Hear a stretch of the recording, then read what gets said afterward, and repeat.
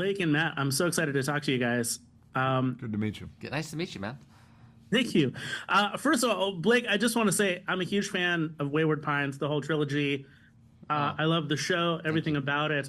Going into this, you being the showrunner, writing the show, I'm curious what your thought process was going into that idea of being a showrunner on a show like this versus, having your material just inspire.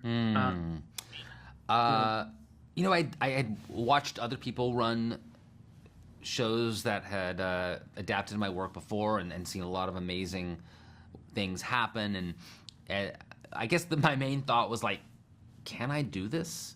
You kind of wrestle a little bit. Like sometimes I tell myself that, I don't really want to make every single decision. I want to do this. We all tell ourselves stories about ourselves. And one day I was just like, and I think I was having a conversation with my wife, and she was like, why don't you just admit you're a control freak and you want to control every aspect of it? And I was like, I do, and I am, and yes, I'm going to do that. So it was just sort of embracing my, I think, nature, especially on this project, which is Dark Matter is such a special thing to me. And it's actually such a special thing to a lot of people. I've heard from several people, actually, when I was telling a few friends that I was going to be doing this interview, they're like, oh, tell them Dark Matter is my favorite novel. I love that. Wow. Matt, what drew you to this project in particular? Well, it's what we're talking about. I mean, there's an idea in this novel, in this show, that is so universal, and it really struck me right away when I started reading Blake's partial manuscript. This fundamental question that if you're brave enough to really ask yourself, can be sort of powerful, which is, am I happy in my life? And is this it?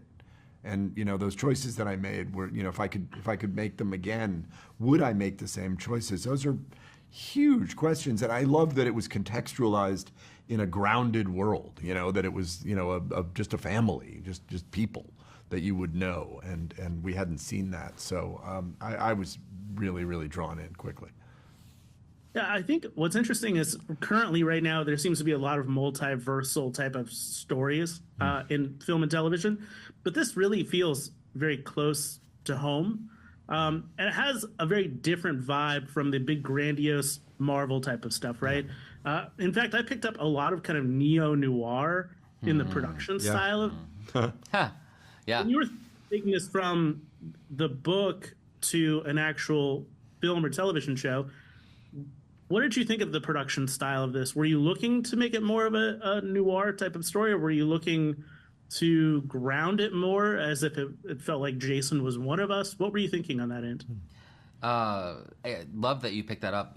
The noir sensibility was something that felt just right immediately as we started thinking about the adaptation after the green light, and in early conversations with our director of the first block, Jakob Verbruggen, we were like, the thing is, it's the idea of being in this city and it's at night and it's dark. Those were like, and it's raining. These were all like core feelings and emotions that I was having when I was writing this book.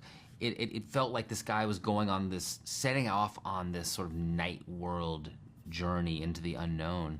And nothing portrays that better, in my opinion, than like neo-noir and noir. Vertigo was a big inspiration. That hotel room, famously, where the neon light comes through, it was always kind of literally a shot of that on our mood board.